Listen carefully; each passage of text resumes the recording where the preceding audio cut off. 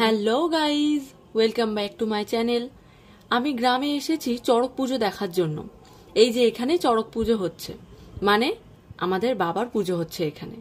আমি একাই এসেছি, আমার সাথে আর কেউ আসেনি, এর জন্য ক্যামেরাটা ধরতে একটু প্রবলেম হচ্ছে। তো যারাই দেখছি সন্ন্যাসী হয়েছে তাদের প্রত্যেককেই ওরাই আগুনের ওপরে উল্টো করে ঝুলিয়ে দেখছি নমস্কার করাচ্ছে। আর নিচে যখন নামছে তখন আগুনের ওপরে পা দিয়েই নামছে বাবা। আর সব থেকে বেশি আশ্চর্যকর আমার লেগেছে যে ওরা 5-6 তলা বাড়ির সমান উঁচু জায়গা থেকে ওরা নাকি এই যে বটি, এই বটির ওপরে লাফ দিয়ে পড়ছে। এই জালের ওপরে বটি রাখছে আর এর ওপরে নাকি ওপর থেকে লাফ দিয়ে পড়ছে। OMG, আমার তো দেখেই গায়ে ভীষণভাবে কাটা দিচ্ছিল। ঠিক আছে, বলার মতন না।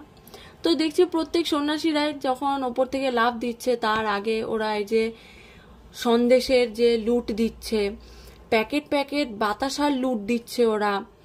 ঠিক আছে, আর এত ফোর্সে ওরা এগুলো ছুটছে, একটা বাতাসে আমার পায়ের ওপরে এসে পড়েছে। তো এমন ফিল হচ্ছে আমার, মনে হচ্ছে যেন কেউ ইট পাথর ছুঁড়ে আমার পায়ে মেরেছে, লেগেছে।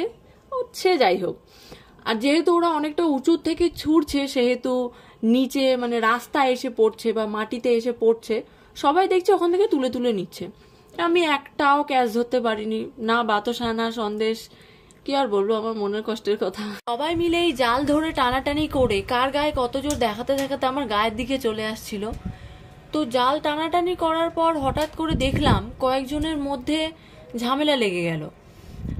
এমনকি ওখানে হাতাহাতিও হয়তো হয়েছিল, কিন্তু আমি ঠিক মতন বুঝতে পারছিলাম না।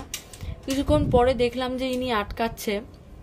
তো এরকম কোনো ঠাকুরের অনুষ্ঠান বা যে কোনো অনুষ্ঠানে যেহেতু অনেক লোকজন থাকে, তার মাঝখানে এরকম ঝামেলা না করাই ভালো, কারণ কখন ভুল করে কারোর গায়ে লেগে যাবে। তো এত বেশি ঝামেলা দেখার পর আমি আর ওখানে দাঁড়ালাম না, আমি বাড়ির দিকে চলে আসলাম। ঠিক আছে, তোমাদের সাথে পরের ভিডিওতে দেখা হচ্ছে। ওকে, বাই বাই গাইস।